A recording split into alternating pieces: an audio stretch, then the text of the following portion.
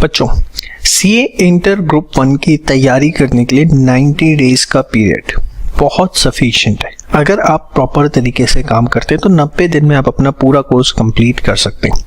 इस वीडियो में मैं आपको यही गाइड करूंगा कि पहले कौन से चैप्टर्स कौन से सब्जेक्ट के करनी चाहिए और क्या सीक्वेंस आपका होना चाहिए पढ़ाई का। तो देखिए बच्चों, डे 1 से लेके डे 10 तक पहले 10 दिन जब आप अपनी पढ़ाई शुरू कर रहे हैं तो अकाउंट्स के साथ स्टार्ट करिए। अकाउंट्स में 2 चैप्टर आप पहले करिए, investment account and branch accounting, और कॉस्टिंग में आप 3 चैप्टर्स मटेरियल, लेबर और ओवरहेड्स ये टारगेट करिए। डे 1 से 10 पहले 10 दिन में आपको ये करना है। फिर 11th डे आपको पूरा रिवीजन का रखना है, जिसमें आप सिर्फ रिवीजन करेंगे और कुछ भी नहीं करेंगे जितना आपने इन 10 दिनों में पढ़ा है। रिवीजन साथ साथ भी करनी है, plus 11th day full flash जितना किया उसकी रिवीजन।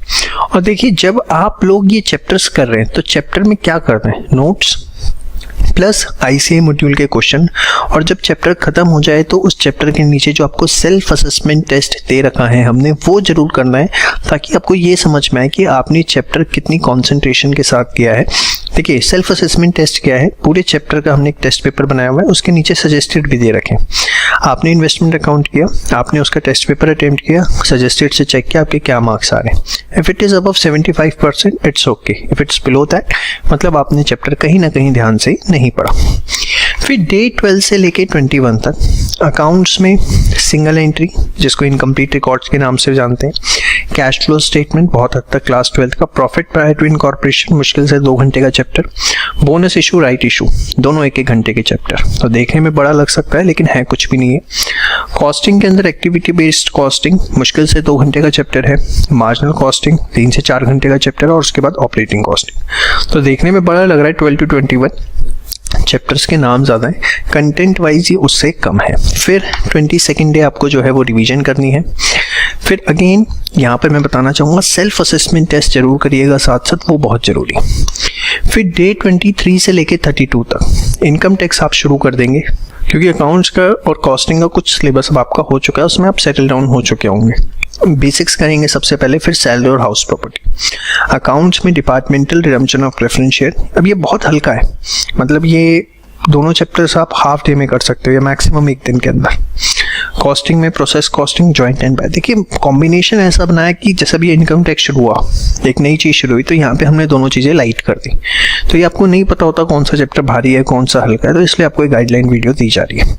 फिर day 33 again you have to revise जो भी अभी तक आपने किया है जितना आप कर सकें, और ये सेल्फ असेसमेंट टेस्ट साथ साथ जरूर देने।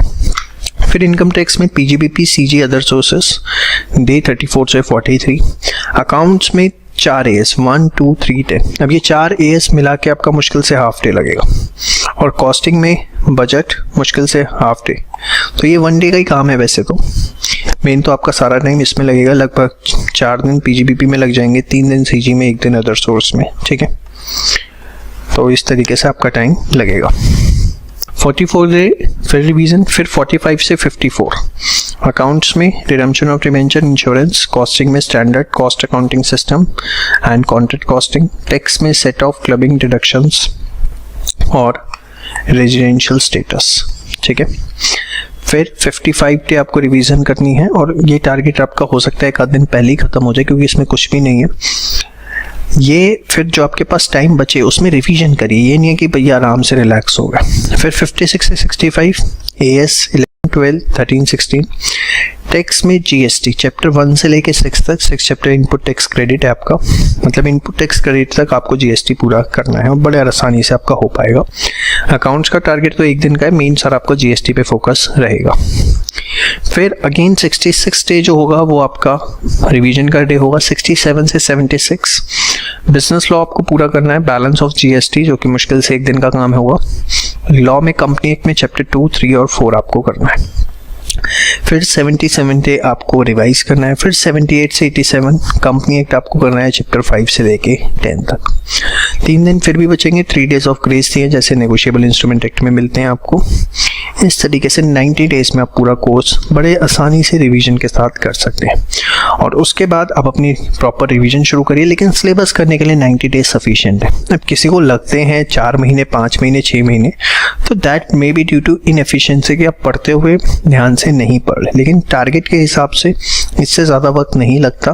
ठीक है, आप बड़े आसानी से 90 दिनों से पहले अपना syllabus with good revision and regular test आप अपनी कर सकते हैं। तो ये गाइडलाइन वीडियो कैसे 90 डेज में आपको ग्रुप 1 अपना पूरा का पूरा करना है। जय श्री श्याम।